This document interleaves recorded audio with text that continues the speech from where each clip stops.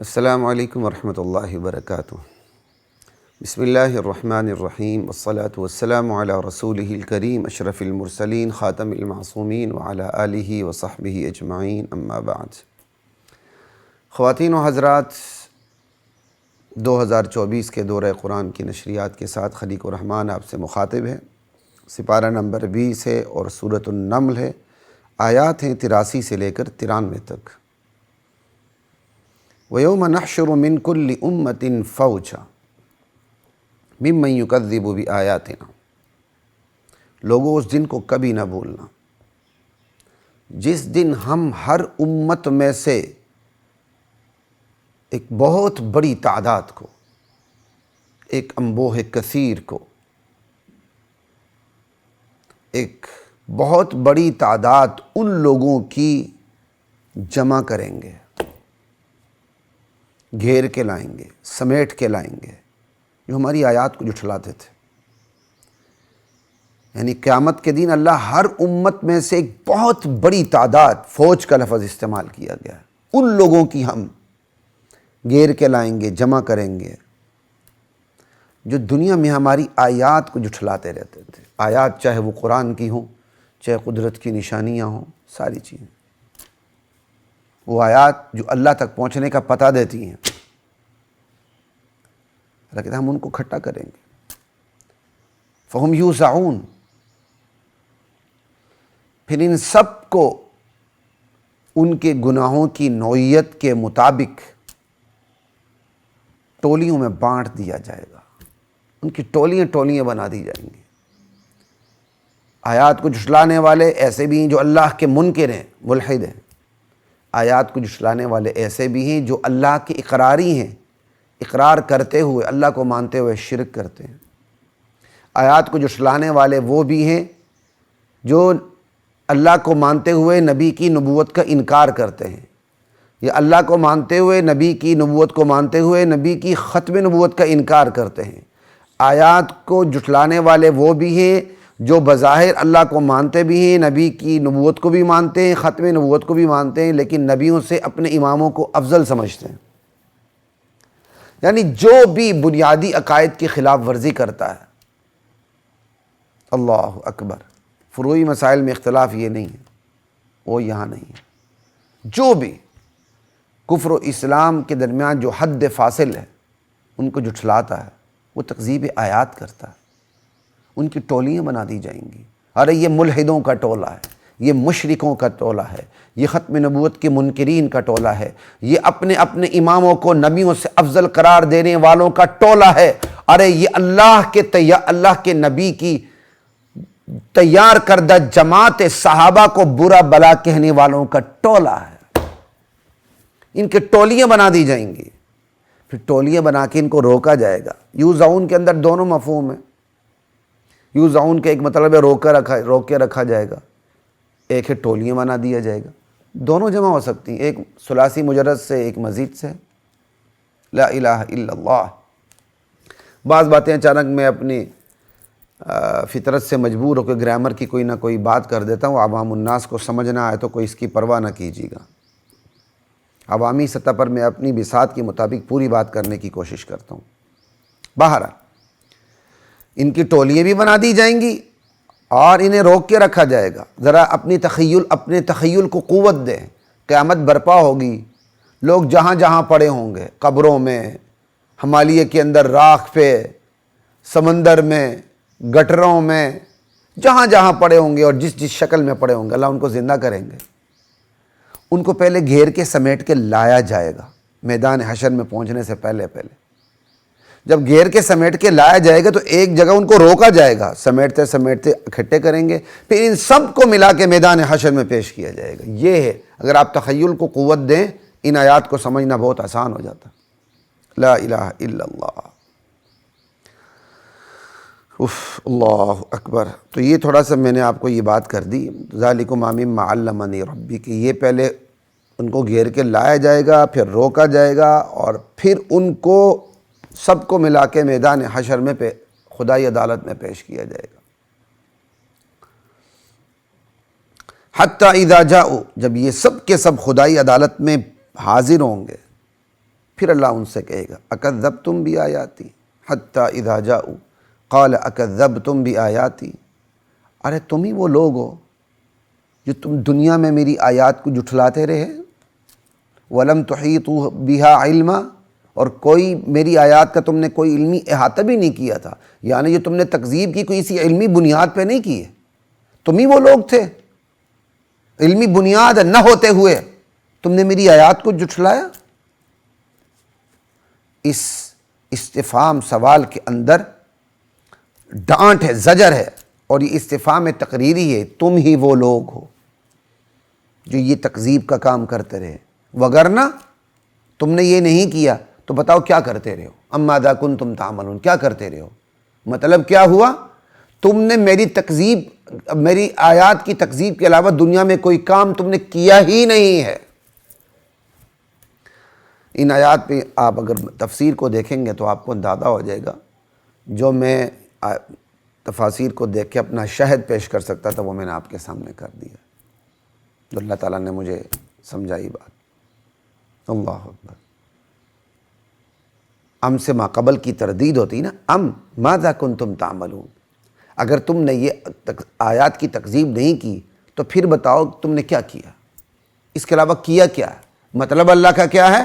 تم نے اس کے علاوہ کوئی کام نہیں کیا، تمہاری پوری زندگی قولی طور پر، عملی طور پر، تبلیغی طور پر، ہر لحاظ سے ایسی رہی کہ تم نے ہم وقت میری آیات کو جھٹلایا بھی ہے اور لوگوں کو جھٹلانے پر تم مجبور بھی کرتے رہے ہو۔ تمہاری پوری زندگی کی چال بازیاں یہی تھیں۔ وہ وہی ہے جو بل مکر اللیل والنہار اذ تأمروننا ان نکفر باللہ، الم یروا انا جعلنا اللیل، ہاں، ووقع القول علیہم، پھر اللہ کا حکم عذاب ان پہ ٹوٹ پڑے گا، بما ظلموا، ان کے اس ظلم کی وجہ سے، ان کے اس کفر اور شرک کی وجہ سے، ان کی تکذیب آیات کی وجہ سے، فہم لا ینطقون، یہ اللہ کی بات کا جواب نہیں دے سکیں گے۔ جب اللہ کہیں گے تم ہی تھے، تم نے ہی میری آیات کو جھٹلایا، یہ کوئی جواب نہیں دے سکیں گے، بول نہیں سکیں گے، کوئی عذر معذرت پیش نہیں کر سکیں گے۔ الم یروا انا جعلنا اللیل لیسکنوا فیہ والنہار مبصرا، کیا لوگ یہ غور نہیں کرتے کہ ہم ہی تو ہیں کہ ہم نے رات بنائی جس میں یہ لوگ سکون حاصل کرتے ہیں، والنہار، اور ہم نے دن کو بنایا بینائی بخشنے والا، تاکہ اس دن کے اندر اس کی روشنی میں اپنے سارے دینی دنیاوی کام کریں۔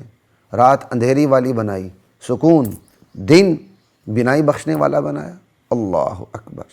ان فی ذلک لآیات لقوم یؤمنون، اس رات کو بنانے میں اور دن کو بنانے میں ہماری قدرت کے نشان ہیں۔ اللہ اکبر۔ ان لوگوں کے لیے جو ایمان لاتے ہیں، جو ایمان لانا چاہتے ہیں۔ اللہ اکبر، کیا قدرت کے نشان ہے، تھوڑا سا آپ دیکھ لیں۔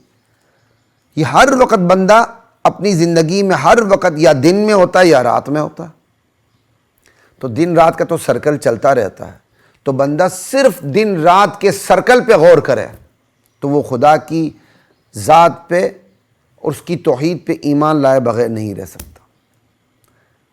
وہ ذات جو رات کو عارضی موت دیتی ہے، صبح اس موت کو ختم کر کے زندگی سے ہمکنار کر دیتی ہے، وہ ذات جو زندگی سے ہمکنار کرتی ہے پھر نیند میں موت سے ہمکنار کر دیتی ہے۔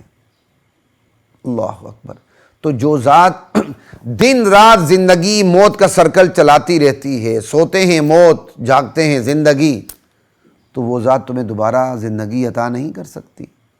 یہ وہی سوچے گا جو ایمان لانا چاہتا ہے، جو متلاشی حق ہے۔ وَيَوْمَ يُنفَخُ فِي الصُّورِ، اس دن کو کبھی نہ بھولنا جس دن سور پھونکا جائے گا۔ اسرافیل علیہ السلام سور پھونکیں گے، فَفَزِعَ مَن فِي السَّمَاوَاتِ وَمَن فِي الْأَرْضِ، آسمان و زمین میں جتنی مخلوقات ہیں ساری کی ساری مخلوقات گھبرا اٹھیں گی، بے ہوش ہو جائیں گی۔ البتہ اس گھبراہٹ سے، اس بے ہوشی سے وہی بچے گا جس کے بارے میں اللہ چاہے کہ یہ بے ہوش نہیں ہوگا۔ کون بچیں گے؟ متعدد آراء ہیں، بہترین رائے وہی ہے، بات وہی ہے جو آگے خود ہی بات آ رہی ہے اگلی آیات میں، آیت نمبر 99 میں، کہ اس دن کی گھبراہٹ سے ایمان والے محفوظ ہوں گے۔ اللہ ہمارے ایمان کے اندر وہ کمال پیدا کرے کہ کہ اس گھبراہٹ کا ہم پر کوئی اثر نہ ہو۔ اللہ اکبر، الا من شاء اللہ وکل اتوہ داخرین، سب کے سب اللہ کے حضور حساب کتاب کے لیے، اللہ اکبر، جواب دہی کے لیے عاجزی سے حاضر ہوں گے۔ وکل اتوہ داخرین، اللہ اکبر۔ وتری الجبال تحسبها جامدہ، اب خیر یہاں ایک بات رہ گئی، میں بتا ہی دوں، یہ جو سور پھونکا جائے گا، یہ سور کتنے پھونکے جائیں گے؟ 2 کی تعداد بھی ہے اور یہ تعداد 4 تک بھی گئی ہے، اہل علم و عمل کا اس میں اختلاف ہے۔ اختصار کے ساتھ بتا دیتا ہوں، ایک سور جب پھونکا جائے گا تو لوگ گھبرا جائیں گے، بے ہوش ہو جائیں گے۔ دوسرا سور پھونکا جائے گا تو سب پہ موت طاری ہو جائے گی۔ تیسرا سور پھونکا جائے گا، قبروں سے نکل کے دوبارہ لوگ زندہ ہوں گے۔ اور ایک چوتھے سور کی بھی بات کی گئی، پھونکا جائے گا تو میدان حشر کی طرف دوڑ لگا دیں گے۔ اللہ اکبر۔ تو یہ تعداد علماء کے درمیان اختلاف ہے، 2 سے 4 تک بات چلی جاتی ہے۔ خیر، وَتَرَى الْجِبَالَ تَحْسَبُهَا جَامِدَةً، ارے یہ پہاڑ آج یہ تمہیں جامد نظر آتے ہیں، تم انہیں بڑے اٹل دیکھتے ہو، جمے ہوئے ہیں، یہ قیامت کے دن میں ایسے چلیں گے جیسے بادل چلتے ہیں، فضا میں تیریں گے۔ ایک تفسیر۔ دوسری تفسیر، یہی پہاڑ قیامت کے دن فضا میں تیریں گے، تیرتے ہوئے بھی ایسے لگیں گے کہ جیسے جامد ہیں، تیریں گے لیکن تیرنا بھی ایسا ہوگا جیسے کہ جامد ہے۔ یہ صرف اللہ کا کمال ہے، اللہ اکبر۔ لیکن یہ تفسیر میرے دل کو زیادہ نہیں لگتی، بہرحال واللہ اعلم۔ وہی تمر مر السحاب صنع اللہ الذی اتقن کل شیء، یہ اللہ کی کاریگری ہے جس نے جو چیز بھی بنائی بڑی خوب اور پختہ بنائی۔ انہ خبیر بما تفعلون، تم جو کچھ کرتے ہو وہ باخبر ہے، اس کے مطابق تمہیں بدلہ دے گا۔ من جاء بالحسنہ فلہ خیر منہا، جو نیکی لے کر آئے گا اس دن اس نیکی سے بہتر اس کو بدلہ ملے گا۔ اللہ اکبر، ان نیکیوں سے بہتر اسے بدلہ ملے گا۔ اور وہ جو نیکی لے کر آئے گا اس دن کی گھبراہٹ سے ایسے لوگ نیکیوں والے امن میں ہوں گے۔ ومن جاء بالسیئہ، جو برائی لے کر حاضر ہوگا تو برائیوں والوں کو اوندے منہ جہنم میں ڈال دیا جائے گا۔ اللہ میری اور آپ کی حفاظت فرمائے۔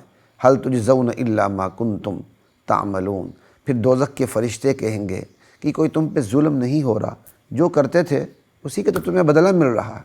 انما امرت، اللہ اکبر، میرے نبی آپ ان کفار سے کہہ دیجئے کہ مجھے تو یہی حکم دیا گیا ہے کہ ان اعبد رب هذه البلدہ، میں اس شہر مکہ کے پروردگار کی عبادت میں، اطاعت میں لگا رہوں۔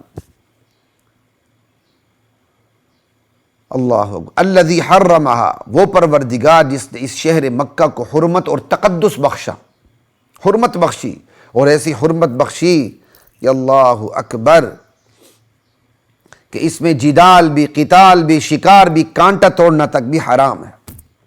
وَأُمِرْتُ أَنْ أَكُونَ مِنَ الْمُسْلِمِينَ، مجھے یہ حکم دیا گیا ہے کہ میں اس کے فرمانبرداروں میں سے رہوں، فرمانبردار بن کے رہوں، پوری زندگی سر تسلیم خم کیے رکھوں۔ یہی تو بندے مومن کی شان ہے۔ وَأَنْ أَتْلُوَ الْقُرْآنَ، اور مجھے یہ حکم دیا گیا ہے کہ میں قرآن کی تلاوت کرتا رہوں۔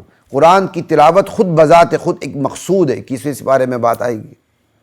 یہ لوگ کہتے ہیں نا جی نا، صرف سمجھ کے پڑھنا چاہیے۔ اچھی بات ہے، سمجھ کے پڑھنا چاہیے، لیکن جو بغیر سمجھے بھی پڑھے تو یہ مخلوق کا کلام نہیں ہے، یہ خالق کا کلام ہے، پھر بھی نور اترتا ہے۔ بغیر سمجھ کے پڑھیں گے نور اترے گا، سمجھ کے پڑھیں گے مزید نور اترے گا، نور نور سے ملے گا، راہ کھل جائے گی۔ فمن اہتدی فانما یہتدی لنفسہ، جو شخص ہدایت لیتا ہے، ہدایت پر آتا ہے تو وہ اپنے لیے آتا ہے، اللہ پر کوئی احسان نہیں دھرتا، نہ دھر سکتا۔ اور جو گمراہ ہوتا ہے اس کا وبال، نقصان بھی اسی کے اوپر ہے۔ اور میرے نبی آپ کہہ دیں میں تو ڈرانے والوں میں سے ہوں، میرا منصب ڈرانا ہے۔ وَقُلِ الْحَمْدُ لِلَّهِ، اور کہہ دیجئے الحمدللہ، ساری تعریفیں اللہ کی۔ ساری کا تو لفظ مجھے کہتے ہوئے عجیب سا لگتا ہے، خیر ٹھیک ہے، تعریف ہی اللہ کو جچتی ہے، بس مخلوق کی تعریف تو اللہ کی وجہ سے، تو حقیقی تعریف تو صرف اللہ کی ہے۔